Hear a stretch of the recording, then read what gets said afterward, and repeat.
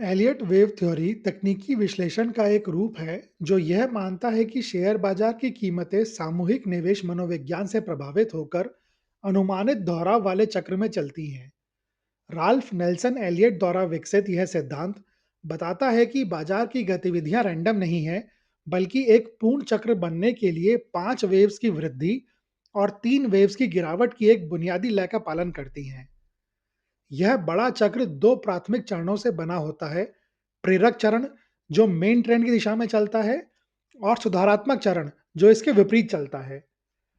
प्रेरक चरण में 5 वेव्स होती हैं, जिन्हें 1, 2, 3, 4 और 5 नाम दिया गया है, जहां वेव 1, 3 और 5 इम्पल्सिव चालें हैं और वेव 2 और 4 अस्थायी सुधार हैं।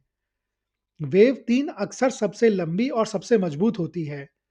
5 वेव्स की प्रगति के बाद बाजार एक सुधारात्मक चरण का अनुभव करता है, जिसकी संरचना 3 वेव्स ए, बी और सी के रूप में होती है, जो अनिवार्य रूप से 5 वेव्स के क्रम द्वारा की गई प्रगति के एक हिस्से को वापस लेती है।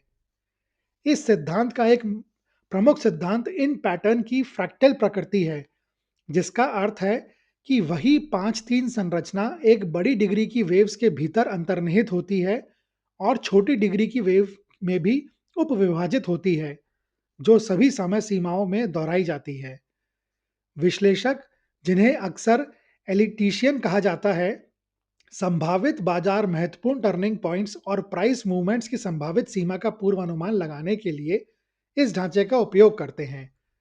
यह सिद्धांत वेव गणना को मान्य करने के लिए विशिष्ट नियम भी लागू करता है, जैसे कि वेव 4 वेव 1 के मूल्य क्षेत्र को ओवरलैप नहीं कर सकती। एलियट वेव थ्योरी अक्सर वेव्स लंबाई का अनुमान लगाने और संभावित समर्थन और प्रतिरोध स्तरों की पहचान करने के लिए फिबोनाची रेशोस को शामिल करती है, जिससे विश्लेषण में एक गणितीय आयाम जुड़ जाता है। हालांकि तकनीकी ट्रेडिंग में यह बहुत प्रभावशाली है, लेकिन वेव्स की पहचान करने करने और गिनने की इसकी सब्जेक्टिव नेचर का अर्थ है कि अलग-अलग विश्लेषक अलग-अलग व्याख्याओं और पूर्वानुमानों पर पहुंच सकते हैं।